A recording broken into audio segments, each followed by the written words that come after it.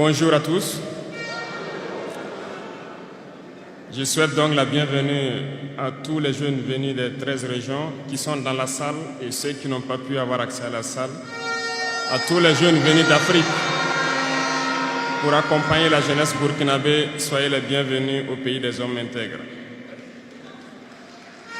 J'irai rendre un hommage vibrant à nos vaillantes forces de défense et de sécurité et nos vaillants VDP qui se battent jour et nuit pour que le Burkina Faso soit et tienne debout.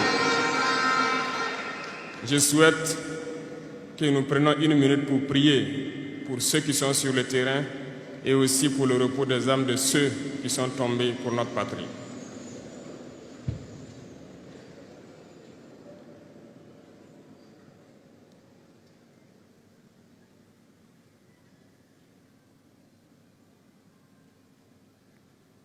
Je vous remercie.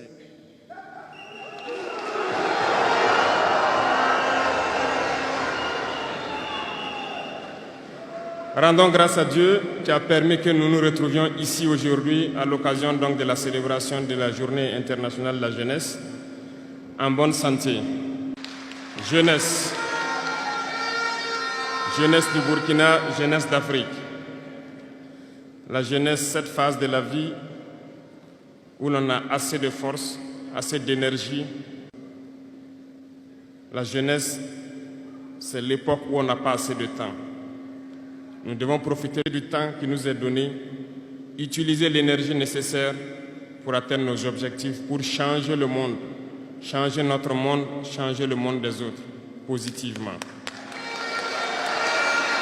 Les enfants souhaitent grandir pour être jeunes. Les personnes âgées souhaitent redevenir jeunes. Tout le monde veut être jeune. La jeunesse est une bénédiction. Alors profitez de la jeunesse pour faire œuvre utile. Voilà pourquoi quand je vois dans le thème choisi, les deux premiers mots nous interpellent. Intégration, sécurité. L'Afrique fait face à de nombreux défis.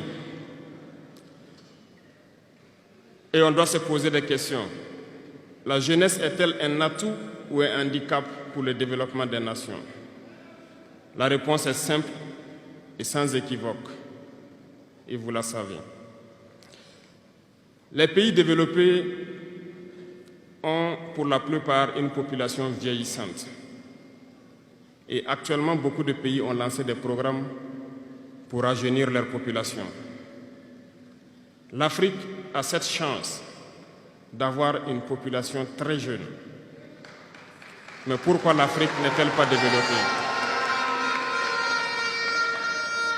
Nous devrions donc nous pencher sur la question de comprendre pourquoi l'Afrique a une population jeune et qu'elle n'est pas développée.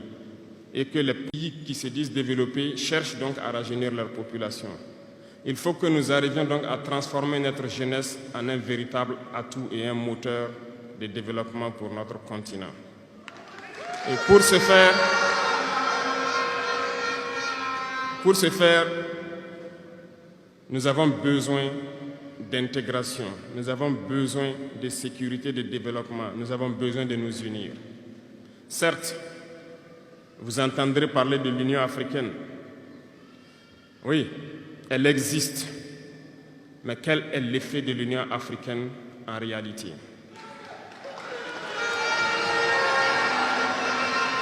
Nous ne pourrons pas parler d'intégration dans le thème et ne pas parler de l'Union africaine. Parce que c'est cette organisation qui devrait nous unir, créer l'intégration réelle. Mais nous sommes au regret de voir ces guerres qui persistent sur le continent africain, qui tuent des millions de jeunes, et que cette organisation, qui est à la tête d'États pourvus d'armées, n'arrive pas à s'organiser pour soutenir certains pays. L'union n'est pas juste un mot. L'union, c'est un symbole. Et nous, jeunes, devrions apprendre leçon de cette situation pour nous unir, pour faire de l'intégration une réalité. J'ai été désagréablement surpris lorsque l'Éthiopie, qui abrite donc le siège de l'Union africaine, vivait un conflit. Et quand j'ai vu le Premier ministre se mettre en treillis et annoncer fermer l'université à Addis Abeba pour faire face à la menace, je n'ai pas vu l'action de l'Union africaine pour protéger ses sièges. Les États occidentaux, pour la plupart, voyaient Addis Abeba tomber, ont plié bagages et partir. L'Éthiopie s'est battue, a trouvé une solution interne et vit plus ou moins en paix aujourd'hui. Les enfants du Congo meurent depuis des années. Plusieurs autres conflits, tels au Soudan, existent sur le continent. Nous aurions aimé voir l'Union africaine générer les forces et toutes les stratégies nécessaires pour soutenir ces États pour qu'ils puissent retrouver la paix. Depuis près de 10 ans, le Sahel est le théâtre du terrorisme international. Mais nous ne voyons aucun soutien de ces organisations pour trouver une solution à ce problème.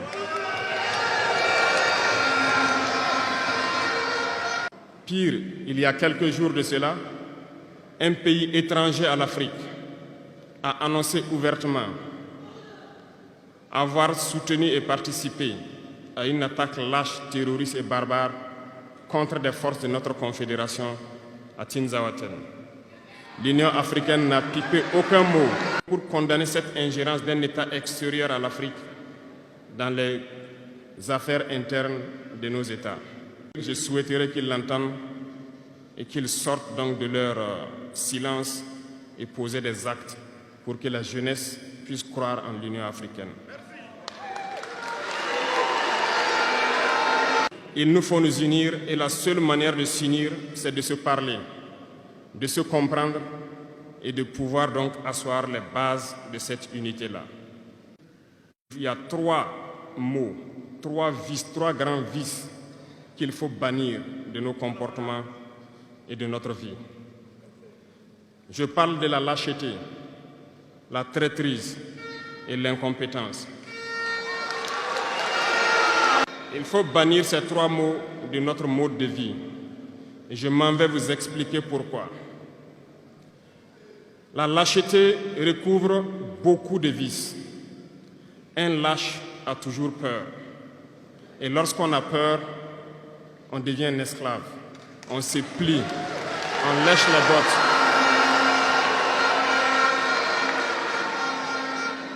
Nos ancêtres n'ont pas été lâches. Et si nous sommes lâches, nos enfants vont nous poser des questions. Imaginez qu'au Burkina, nous refusions de nous battre et nous acceptons de nous soumettre, de vivre l'esclavage. Demain, nos enfants grandiront. Ils se poseront des questions. Nos parents ont-ils été des lâches pour nous laisser dans l'esclavage? Que nous soyons vivants ou morts, nous allons le ressentir.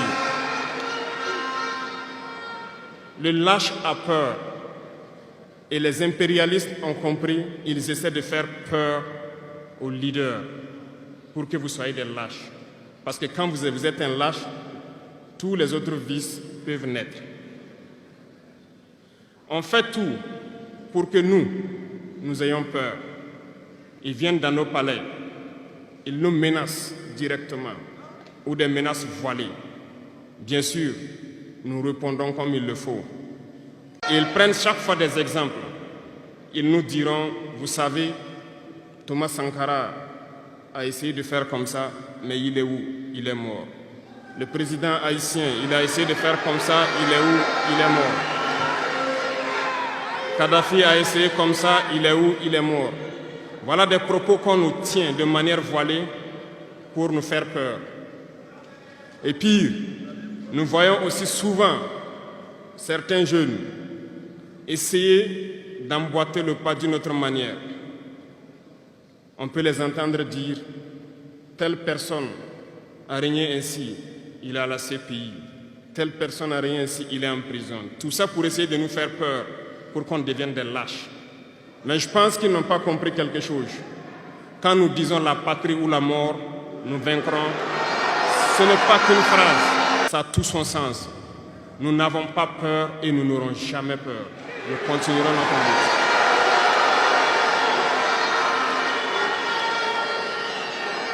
lutte. Ils ont fait peur sûrement à beaucoup de chefs d'État africains. Vous voyez, souvent quand on s'exprime ou lorsqu'on a l'occasion d'être dans certaines situations à l'extérieur, nous tenons souvent des propos pour interpeller les chefs d'État africains pour qu'on se réveille, prendre soin de notre jeunesse pour pouvoir amorcer notre développement réel. Nous sommes souvent mal compris. Certains ont riposté publiquement à nos propos parce qu'ils se sentent indexés. Mais je peux vous assurer, jeunesse, que lorsque nous nous retrouvons dans les couloirs, ces mêmes chefs d'État nous disent « Vous êtes sur la bonne voie, c'est ce qu'il faut faire pour que l'Afrique puisse s'en sortir. » Alors, nous leur posons des questions à savoir pourquoi vous ne faites pas comme nous, pourquoi vous ne nous accompagnez pas. Certains nous disent qu'ils ont les méliers, certains nous disent qu'ils ne peuvent pas. Chers aînés, chefs d'État africains, du haut de cette tribune, donc, je souhaiterais dire que les peuples africains sont les peuples les plus pacifiques. Lorsque vous reconnaissez un tort, il faut le dire au peuple. Que nous n'ayons pas peur demain de sortir et dire au peuple, nous nous excusons, nous avions été compromis, nous avons des biens mal acquis, on nous a compromis par plusieurs choses et que nous demandons pardon et nous revenons sur la bonne voie. Et de commencer à travailler réellement pour l'indépendance de nos États et notre émancipation. Et je pense que c'est possible.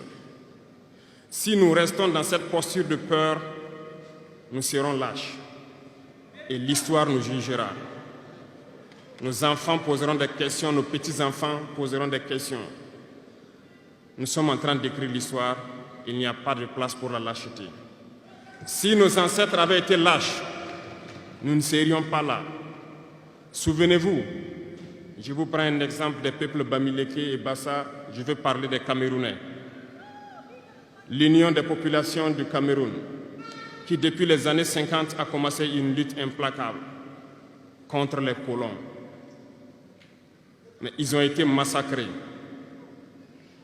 Les armées coloniales françaises en son temps ont déversé des bataillons d'infanterie, des chars, des hélicoptères, ont anéanti des villages entiers. Les tortures les plus inhumaines ont eu lieu en cette période. Vous pourrez faire des recherches sur ce qu'ils appelaient la balançoire ou le bac à ciment. Des centaines de milliers de populations ont été décimées ainsi en Afrique parce qu'ils ont osé demander aux colons de quitter leurs terres. Ça a abouti à une guerre civile qui a duré plusieurs années. C'est pour dire que des gens ont osé, ont affronté à main nue les impérialistes pour que nous soyons là. Il n'y a pas de raison que nous ne puissions pas affronter les impérialistes pour que nos générations à venir puissent vivre. Il y a beaucoup d'exemples à travers l'Afrique d'hommes courageux qui ont refusé d'être lâches, qui ont combattu, qui ont fait face. Eh bien, soyons dignes de ces gens. Nous sommes leurs descendants et soyons dignes d'eux. Un lâche ne peut pas être digne. Ne soyons pas lâches, jeunesse africaine. Parce qu'un lâche est toujours un traître. Et ça va de pair. Ils essaieront de nous faire peur pour que nous soyons lâches. Et si nous sommes lâches, nous allons trahir. Il faut bannir la traîtrise de nos habitudes. Des Africains ont été traîtres pour que la traite négrière réussisse en Afrique. C'est parce que des Africains ont été traîtres que la colonisation a pu tenir en Afrique. Interrogeons l'histoire, nous le verrons. Patrice Lumumba a été trahi parce qu'il a osé tenir tête. Et ces mêmes télévisions belges sont venues au Congo pour quelques billets tendus à des individus au Congo pour une interview pour contenter leur population. Et vous avez pu suivre ça. Lumumba nous dérangeait. Il est mort, on est content. C'est de la traîtrise. Beaucoup d'autres héros sont tombés pour que nous soyons là aujourd'hui. Et c'est une technique de l'impérialisme de faire peur aux autres en menant des actions pour réellement créer la terreur. Ça n'a pas commencé aujourd'hui. Je vous prendrai l'exemple d'un guerrier qui s'est battu, Victor Biakaboda. Lisez, vous comprendrez. Il est issu d'une famille de chefs, pas de la chefferie donnée par le colon. Il était un enfant digne. Il a fait ses études au Sénégal. Il est venu médecin en Guinée. Et lorsque le RDA a été créé, il a rejoint la Côte d'Ivoire pour mener le combat contre les impérialistes, contre les envahisseurs, contre le colon. Il a essayé d'organiser la société ivoirienne. Partout, les gens ont commencé à porter la voix. Il y avait en son temps un général Péchou qui a fait massacrer les populations ivoiriennes pour que jamais cet esprit de liberté ne puisse germer. Il a continué son combat aux côtés de Félix Houphouët-Boigny. Ils ont lutté, mais le plus virulent était Victor Biakaboda. Il représentait une menace pour les impérialistes.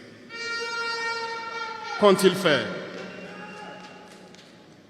En plus de massacrer les populations qui manifestaient, un soir, ils l'ont tué de manière atroce à côté de Boisflé. Quelques heures après, lorsque les populations de Dimbokro ont entendu l'assassinat, ils ont marché, ils ont manifesté, ils ont été massacrés par l'armée coloniale. L'histoire est têtue, les faits sont là. Après sa mort, qui a fait peur à Félix Houphouët-Boigny, ils l'ont appelé et il dit: si vous continuez la lutte, vous connaîtrez le même sort. Il a eu peur et il s'est rallié à l'impérialisme. Il a été nommé ministre en France et plus tard il est venu prendre les rênes de la Côte d'Ivoire.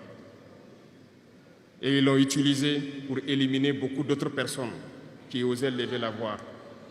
Et je pense que Thomas Sankara est un bel exemple.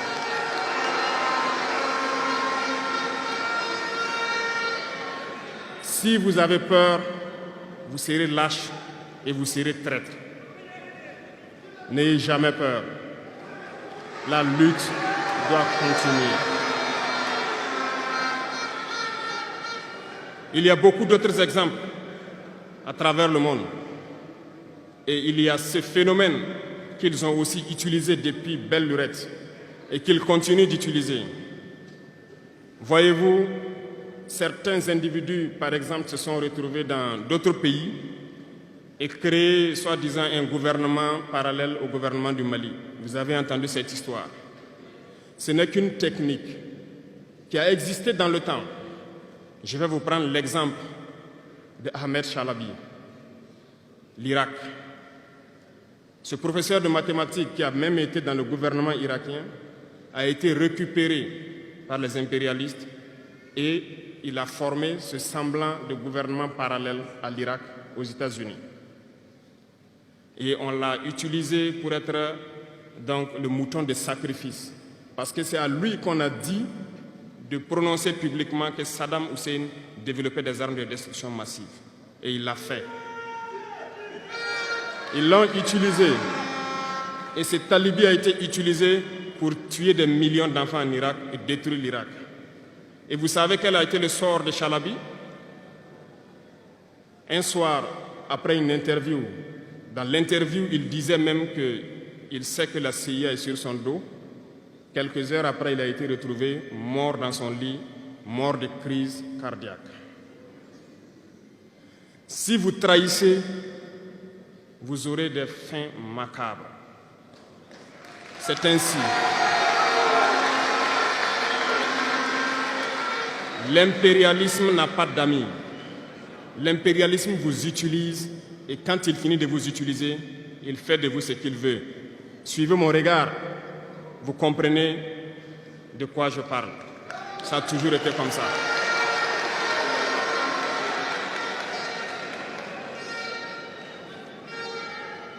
Le troisième vice, c'est l'incompétence. L'incompétence est un phénomène très dangereux qu'ils ont utilisé pour détruire la société africaine. Dans nos administrations, il y a beaucoup d'incompétence. Reconnaissons-le. Les incompétents ont beaucoup de place à côté de l'impérialisme. Parce que les incompétents peuvent plomber le développement d'un pays. Les incompétents peuvent vous amener à douter de vous. Les incompétents aiment la facilité. Les incompétents aiment tout pour eux seuls. Les incompétents n'aiment pas ceux qui sont compétents. Ils n'aiment pas ceux qui innovent, ceux qui cherchent. Les incompétents sont dangereux. Lorsque vous êtes éclairé, l'incompétent ne vous aime pas. Lorsque vous voulez innover, l'incompétent ne vous aime pas. L'incompétent sait reconnaître celui qui est compétent et il va le combattre jusqu'à son dernier souffle parce qu'il a peur de celui qui est compétent. Cherchez la connaissance et travaillez dur pour être compétent. Bannissez l'incompétence. Parce que, à travers les distractions qu'on veut nous faire adopter, on devient incompétent. Je vous prends un exemple. Les réseaux sociaux sont les lieux de publication des informations aujourd'hui. Les gens s'informent à travers Internet et beaucoup de choses.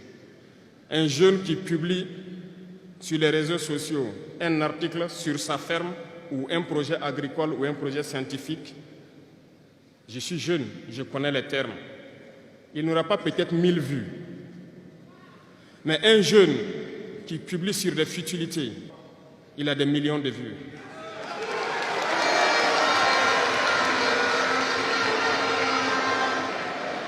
Justement, on veut vous faire perdre du temps dans les futilités. Prenez conscience. Intéressons-nous au travail et cherchons la connaissance. Cherchons la compétence. Se distraire, c'est bien, mais on doit travailler d'abord, avant de se distraire. Cherchez la connaissance, sinon vous perdrez du temps à ne rien faire.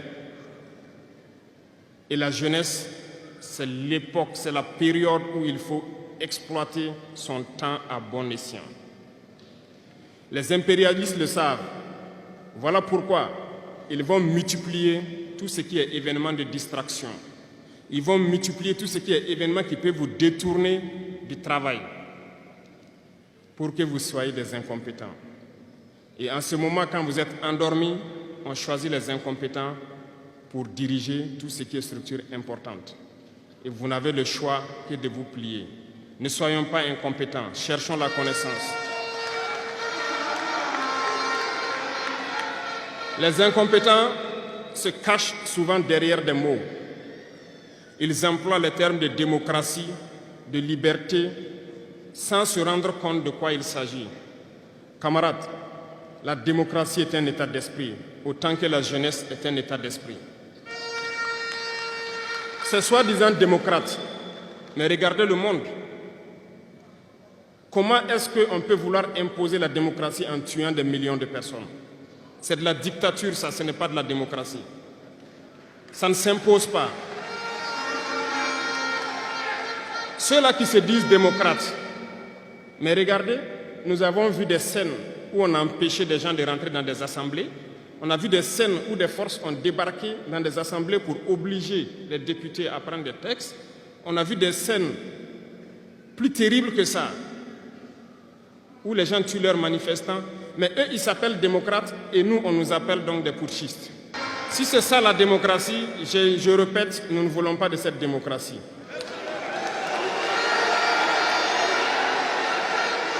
Et quand vous voyez souvent les incompétents, ils ne cherchent pas à savoir quelle est la signification du mot démocratie en réalité. Ils s'accrochent juste à la définition qui lui a donné l'impérialisme et il se met à parler de démocratie sans réellement connaître le fondement. Ça, c'est de l'incompétence. Il faut chercher à connaître, avoir la connaissance, regarder le monde pour redéfinir la démocratie telle que nous le voulons en Afrique. Les incompétents se cachent derrière les libertés. Retenez une chose, il n'y a pas de liberté individuelle qui existe. C'est un fait. Vous pensez vraiment que chacun est libre? La liberté est collective. Tant que nous vivons dans une société avec des règles, la liberté est collective. Parce que si vous ne respectez pas les règles, vous ne pouvez pas vivre dans la société. Si vous êtes libre de parler comme vous voulez, l'autre aussi est libre de vous répondre comme il veut. Ça sera du désordre. Si vous êtes libre de rouler dans la rue et de passer le feu rouge comme vous voulez, l'autre est libre de passer aussi et de vous cogner. Vous comprenez que si la liberté individuelle prend le dessus, nous sommes dans une société de désordre. Voilà pourquoi il y a des règles dans la société. Et les règles, tout le monde doit les respecter. Et là, on parle de liberté collective. Donc, certains se donnent le droit de parler de leur liberté individuelle à eux, mais ne tenant pas compte des autres. Je pense que ça fait partie aussi de l'incompétence, parce qu'ils ne cherchent pas à comprendre, ils s'arrogent les droits que peut-être les États les ont donnés pour sévir, pour faire tout pour eux, en négligeant les libertés des autres. Non, la liberté est collective. Avant de poser un acte, on pense à la liberté d'autrui. Et nous ne devons pas transcender la liberté des autres. Donc ça fait qu'on doit avoir de la réserve. Et une fois qu'on a de la réserve, la liberté individuelle n'existe pas. La liberté est collective. Et nous devons avoir cette culture de liberté collective. Cherchons donc la connaissance, lisons, interrogeons l'histoire. Ne lisez pas l'histoire écrite en leur faveur. Cherchez la connaissance à travers plusieurs sources et vous comprendrez dans l'histoire qui s'est battu pour l'Afrique, comment nous devons nous battre pour continuer cette lutte de nos dévanciers. Et je ne terminerai pas mes propos sans faire un coup de gueule encore au volet de la communication. Parce que, comme je le dis, c'est l'arme fatale de l'impérialisme. Et vous, jeunes, vous devez tout faire pour savoir distinguer le vrai du faux. Nous continuerons à démonter les mensonges des médias impérialistes qui essaient de toujours créer des soucis en Afrique. Parce que ces médias, par leur bouche, ils peuvent vous rendre un roi demain. Par leur bouche, ils peuvent vous faire quitter de votre position de roi et vous rendre un piètre esclave demain. Faites attention. Je suivais une émission, malheureusement, il n'y a pas longtemps, burkinabé, où un jeune journaliste a sorti une phrase qui m'a laissé un peu perplexe. Il parlait de la Corée du Nord. Et le journaliste a dit, mais il meurt de faim en Corée du Nord. A-t-il pris le soin d'aller en Corée du Nord enquêter pour voir vraiment s'il meurt de faim? L'idée que les médias impérialistes ont vendu de la Corée du Nord est plus développée que beaucoup de pays européens. Et parce que ces médias nous disent la Corée du Nord c'est la dictature, les gens meurent de faim, ils sont pauvres, ils n'ont rien, on prend ça ainsi. Mais la Corée du Nord est une puissance nucléaire, comment est-ce qu'ils ont fait?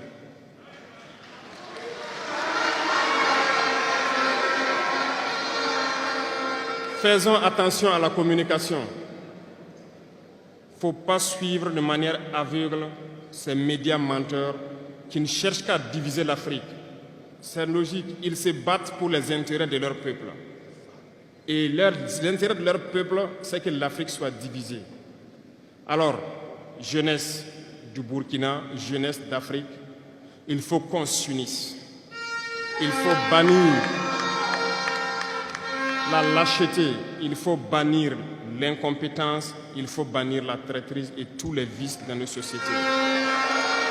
Je vous invite à repartir encore lire, à se mettre au travail pour que l'Afrique que nous voulons, autosuffisante, soit une réalité. pour que l'Afrique que nous voulons pour un développement harmonieux soit une réalité. Parce que je reviens sur votre thème, il n'y a pas de paix et de sécurité sans développement. Les deux vont de pair. S'il n'y a pas de développement, il n'y a pas de sécurité. Parce que s'il n'y a pas de développement, la jeunesse va forcément se retrouver dans les vices. Et il n'y aura pas de sécurité. S'il n'y a pas de sécurité aussi, il n'y a pas de développement. Donc les deux doivent aller de pair.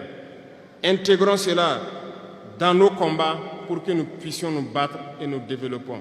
Allons-y vers la production. Produisons suffisamment.